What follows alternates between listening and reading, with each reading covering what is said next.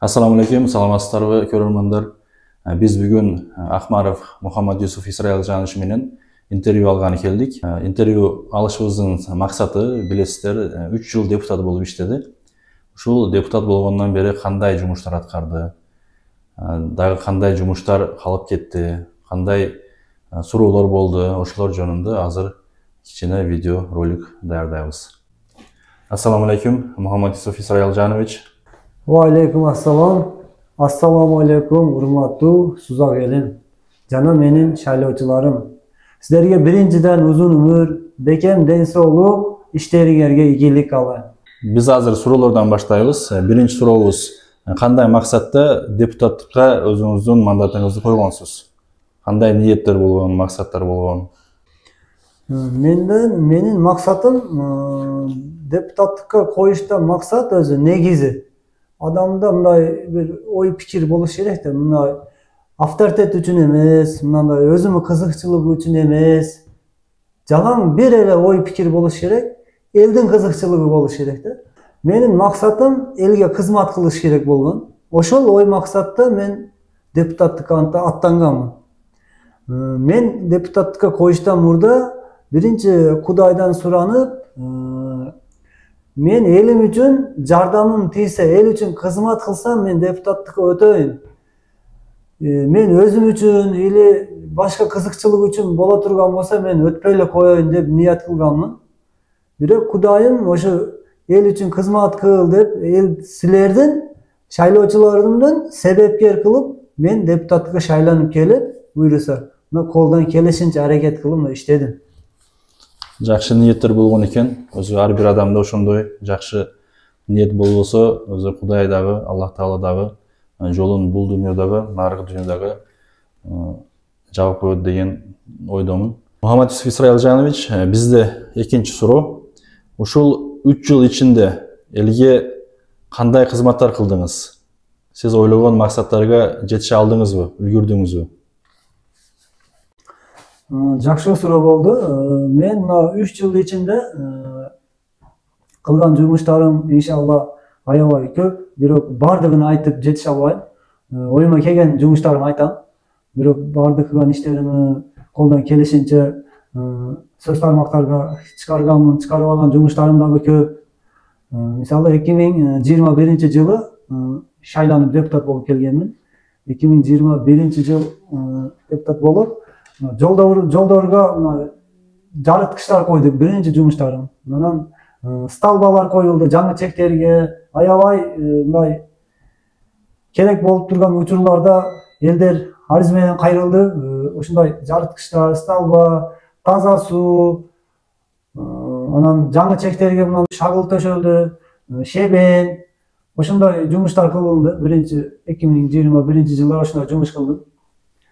Анан 2022-жылдары биздин Сайдыл Акбар мектебине бардыгыбыз билебиз. Биз окуган мезгилде ремонт болгон, ошол боюнча ремонт болгон эмес экен. Анан менин агайларым чакырып, ошол мектепке чакырып, ушундай арыз менен кайрылалы, ушундай спорт залыбызды оңдо бер, ремонт кыл бер, мына депутат болуп шайландың, сени биз шайладык, эл үчүн кызмат кыл бер. Ушуга чейин ремонт болгон эмес деп мага кайрылышты. Анан алар арыз менен айыл өкмөткө барып арыз менен кайрылышты. Мен айыл өкмөт тарапынан ошол спорт залды ремонт кылдырып бердим. Материалын алып бердик. Анан агайларга чоң рахмат. Агайлар өздөрү ошол мээнетин аябай спорт залды өздөрү кылды. Айыл өкмөт тарапынан материал күчтөр берди. Анан ошол мектепке кирип, анан ошол спорт залдарын ремонт кылып, анан балдарыбыз чай иче турган активный зал бар. Ошо активный залдын раковиналарын көрсөңөр, мурда калат аябай начар. Талапка жооп бербейт. Мен аларды көрүп, боорум ачып, ошол жерде баардык элибиздин балдар окуйт. Ушул балдарга мен өзүм кандай жашоодо, кандай өзүмө эмне жакшы каалоолорду телесем, ушуларга дагы мен илинип, буларга удобство кылып берейин. Мен эмнеге келдим бул депутат болуп? ошо элге жардамым тийсин деген ой максатта ошол балдардын актив залдагы раковиналарды бүт бардыгын жаңылап заманбап кылып бердим өз колдорум менен. Ошо өз колдорум менен бүтүрүп, азыркы күндө мына көрсөңөр аябай заманбап болуп бүтүп, жакшынакай балдарыбыз, биздин жаш келечек мундарыбыз ошол жерде колдорун жууп, жүздөрүн жууп, ошол жерде тамакка кирип кетишип атат. Эми бул кылган иштерин 2022 жылдагы иштер. 2023 жылда мен айылыма асфальт төшөдүм. Айыл өкмөт тарапынан депутаттардын колдоосу менен биздин айыл өкмөт башчыбыз, анан биздин бухгалтерыбыз Карабаева Мухаббет эжеге ушулардын колдоосу менен айылымды асфальт кылдым 530 метр. Анан көчөлөрүбүзгө айыл өкмөт тарапынан жашылдандыруу. Мен ошондойлорго кызыкам. Элибиз бүт бардык сузак эле жолдорубуз ошондой аябай газон, ошондой жашылдандыруу, ошондойлор болсо мен ошондойго кызыкам. Ошондуктан биринчи мен өзүмдүн көчөмө ошон арчалар экип, азыркы учурда арчалар азыр бардыгы көктөп, ал дагы сузагыбыздын көркү болуп турат. Сузак айыл өкмөтүнө караштуу Гафур Гуламдын ички көчөлөрү бар. Ошол жерлерге шебен төкүп бердик. Анан биздин Аскар Ата айылында ошо көчөлөрүбүз аябай жаман болчу. Ошол жерлерге шебен төктүк. Анан биздин мына Аскар айыл өкмөтүнө караштуу Кочкаров көчөсү бар. Сайдул Акбар мектебинин жаны менен түз чыкканда ошол жерге балдар аянтчасы айыл өкмөт тарапынан баян балдар аянтчасы кылдырып бердим. Материал айыл өкмөт тарапынан алынды. Бүт бардыгына эл салым болду. Бирок элдер дагы активный.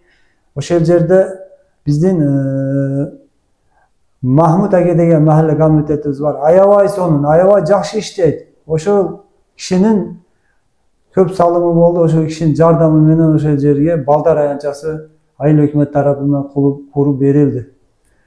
Жана андан сырткары Кызылжар айылына биздин элдер бардыгы ошол жол менен бардыгы каттайт. Бирок биз жаштыгыбызда коюлган көпүрө союз мезгилде көпүрө жасалган. Бирок ал көпүрүктөн бузулуп, жараксыз болуп калгандыктан ал жерден машина дагы өтпөй калды эле. Бирок айыл өкмөт тарапынан ошол жерге дагы чоң көпүрө салынды. Ошол айылга сталбалар, жарыткычтар коюлду. 2023 жылы ошондой жакшы иштерди айыл өкмөт тарапынан кылынды. Мына 2024 жылы кылган иштеримди айтып берсем, мына жылдан жылга мына тажрыйбам ашат экен, тааныш билиш көпөйтүрүп, мына элге кантип жардам берсем болот көпүрөөк деген ой максатта мына тааныштарды көпөйтүрдүм, канчалаган жетекчилер менен тааныштым. Ошол бардыгы элге кызмат кылайын деген ой максатта бардыгы менен тил табышып, мына биздин Сайдул Акбар мектебинин ашканасыны ремонт кылдырып берейин деп ой максат кылып барып карасам, аябай ашканалар жараксыз. Светтери жакшы эмес, мындай караңгуу. Анан айыл өкмөткө кайрылдык. Ариз менен айыл өкмөткө кайрылдык. Айыл өкмөт бүт бардык материалын күтүп берди. Алла разы болсун. Анан эл салым болуш керек болчу. Анан ал жерде бардык август мектепке жакын бардык элдер жумуш менен оора, бардыгынын тирилиги бар. Анан мен өзүмө ой пикир кылдым. Элдер неге мени шайлаган? Элдер эл үчүн кызмат кылышым керек мен. Элдер ишин кыла берсин. Ошол элдер мени ишенип шайлап койгон деген ой максатты койдум өзүмө. Мен ошол материал өкмөт алып келип берди. Биздин айыл башчыбыз Дилшат агеге рахмат. Дилшат аге өзү материалды күтүштүрүп айыл өкмөт тарапынан жеткирип берди. Мен анан ошол жумушту баштадым. Өз колдорум менен ошол мектептин ремонттарыны үкөмү чакырдым, досторуму чакырдым. Саат түнү 1ге чейин ошол жерде иш кылабыз. Элдер мына акем эмне кылып атасыз дейт, машина ошол жерде түнү калып кетет. Ушул мектептин ашканасын ремонт кылып атам, ушу балдар үчүн деп Oşol aşkananın remontunu 31 avgust günü saat 1 geçeyin бүтүp kuluktap 1 sentyabrga dayar kılıp kettik. Oşentip oşol aşkananı jakşınakay zamanbap remontunu бүтүрүp tapşırdık. Men urmаттуу prezidentimiz Sadır Nurkocaevичке, биздин генералыбыз Камчыбек Кыдыршаевичке Сузак элинин атынан терең ыраазычылык айтып өтүп кетем. Бардык шарттар болуп атат. Мына биздин Бадалов, Ашуров көчөлөрүбүз аябай жараксыз болгондуктан мен Сузактын акими Баратбек Жалалбековичке кайрылдым.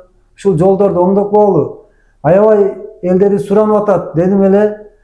Баратбек Жалалбековичке дагы чоң ыраазычылык айтып өтүп кетем. Бизге асфальт жеткирип берди. Биз элдер менен үйүшүп, ошол асфальтты ямышный кылып, убактылуу ямышный кылып бүтүрдүк. Бирок буюрса мына баарыбыз көрдүңөр, мен Айбек Төраталиевич, Жогорку Кеңештин депутаты Айбек Төраталиевичке кайрылганмын.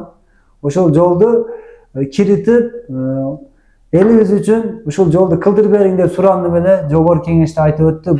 Бул Сузак районуна караштуу Сузак айылынын ички көчөлөрү Бадалов, Ашыров жана ошондой эле Сузак 1-айланбасы менен жарандардын актыларын каттоо бөлүмүнүн ортосундагы көчөлөрдү жаңы жолду мындай куруп берүү боюнча буюрса ал жол дагы жаңыланат. Биздин Мадмарата Дакен Палон көчөлөрүбүз бүткөндөн кийин бул жол дагы жаңы болот.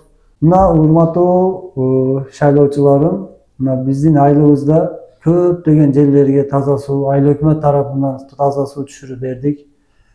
Андан сырткары биздин Сузак айыл өкмөтүнө караштуу Атчапар айылы бар. Ошол жерде аябай жаңы чектер, жаңы көчүп чыккан элдерибиз жашайт. Ошол жердеги элдер канчалаган жерлерге жардам берип атасыз. Бизге дагы ушу таза суу түшүрүү керек, кыйналып жатабыз дегендиктен ал жерге комиссионный айыл башчы, айыл өкмөт менен биргеликте барып, ал жерлерди көрүп, көзөмөлдөп 2024 жылы 3000 метр айыл өкмөт тарапынан полиэтилен шланг алып бердик. Ошол 4 көчөгө таза суу менен камсыздоо кылдык. Айыл өкмөткө дагы рахмат. Ушундай жумуштарды кылып бүтүрдүк. Эми урматтуу Сузак элим, мен оюма келген жумуштарым ошол. Буюрса көп жумуштарды кылдым, бирок оюма келгендерим айтып өттүм силерге.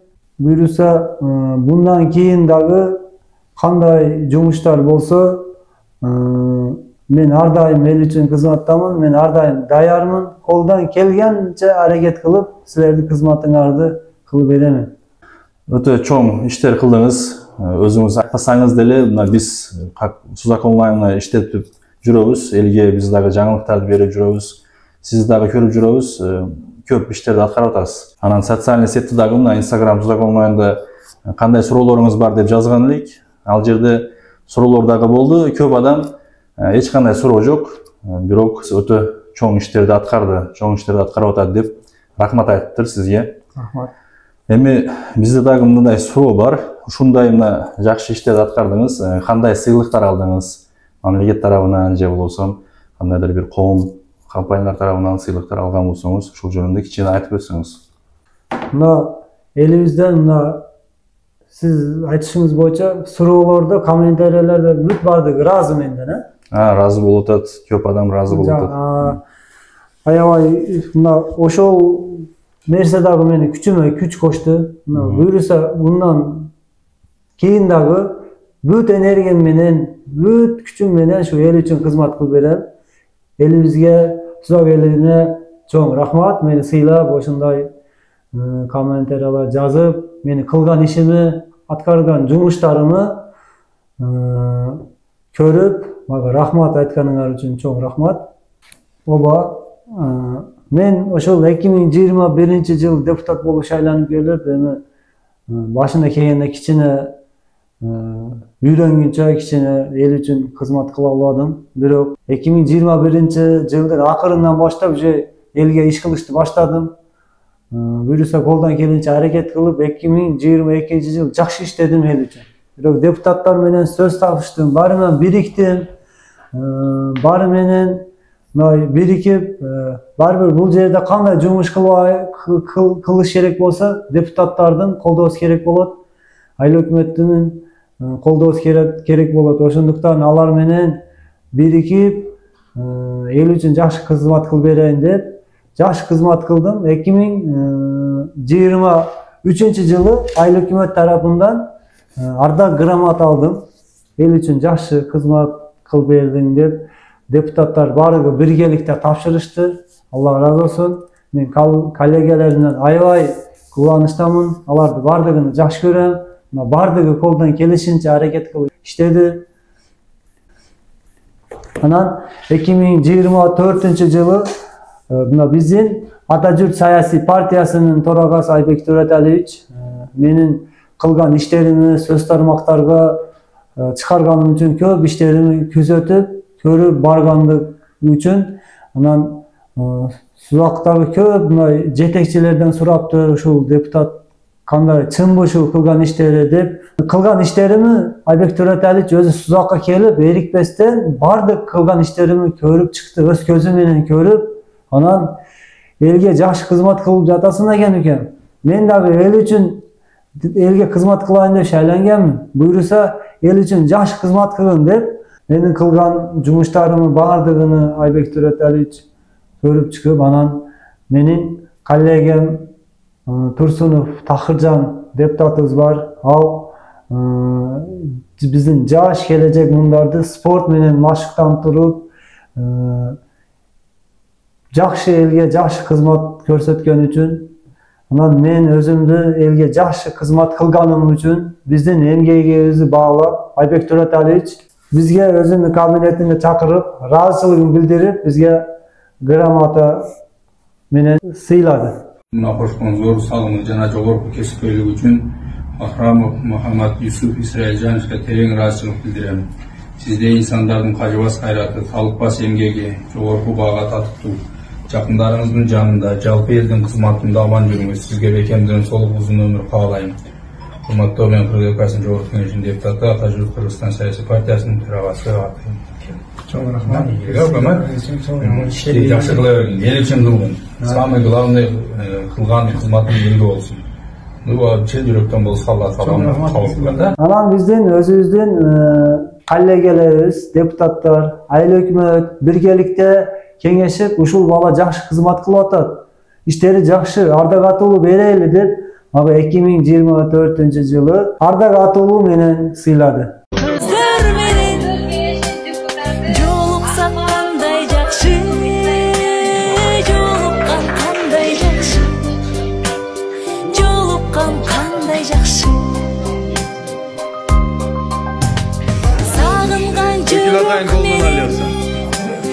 Eng жақшы тілек менен Құшақтап бекем қызы Қубаттуу билек менен Көрүшкөн қандай жақшы Жолыққан қандай жақшы Жолықсақ қандай жақшы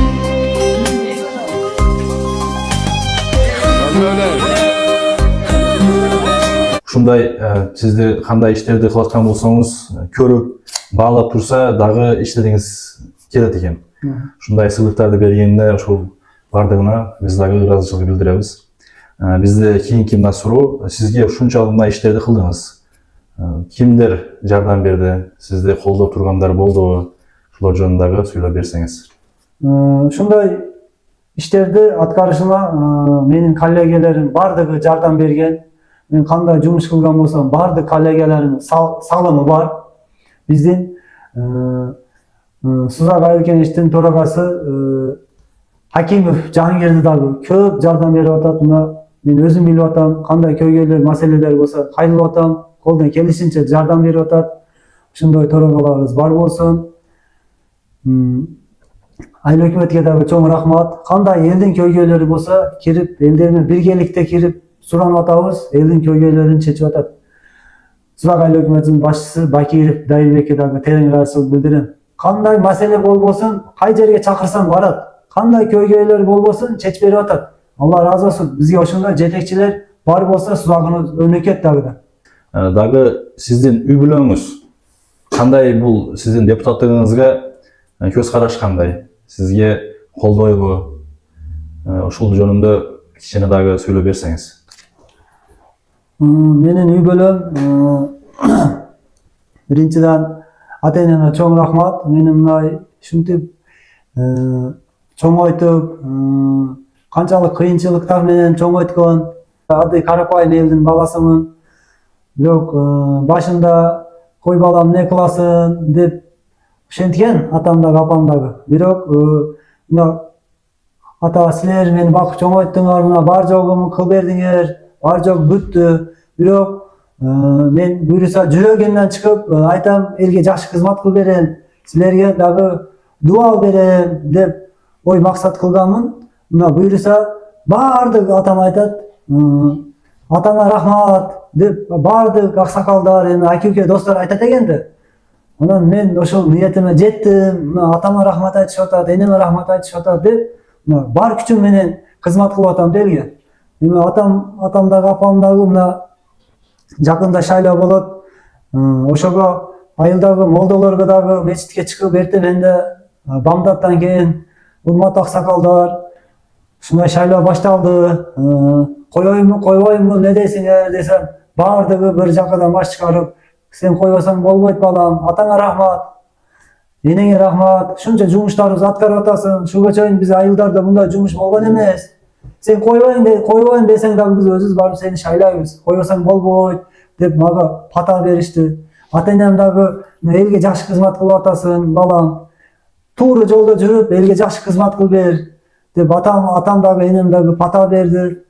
Буюрса иншалла семьямын көз карашы ушу элге таза кызмат кыл бер деп жакшы ак пата берди, жакшы. Туура айтасыз. Ата-эне ыраазы болсо көп нерсе болот экен. Ата-эне ыраазы болбосо көңүл дагы болбойт. Андан тышкары бул дүйнөдө жумуштарыбыз дагы көбү окшошпойт, жолубуз дагы ачылбайт экен.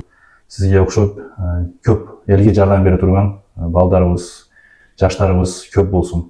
Ниеттериңиз, максаттарыңыз дагы чоң экен, бар экен. Сизге чоң рахмат. Бизге мындай интервьюга, ушул суроолорубузга жооп бергениңиз үчүн. Эми дагы келечекте бизди дагы күтөсөңүздөр. Ушул Акмаров Мухаммад Юсуф Исраил Жановичтин өзүнүн дагы страницасы бар, Инстаграмда, Фейсбукта. Ал жерде өзүм билем, мактаныш үчүн эмес, жөнөкөй ушул элге кандай иштерди аткарып атканын отчетун тапшырып турат, андан тышкары жаңылыктар дагы берип турат. Ошол жерге келип күтөсөңүздөр, дагы келечекте жаңылыктарды көрүп турсаңыздар болот. Чоң рахмат сизге дагы. Алла разы болсун. Аябай кандай элдин кызматы болсо кылып атасыз.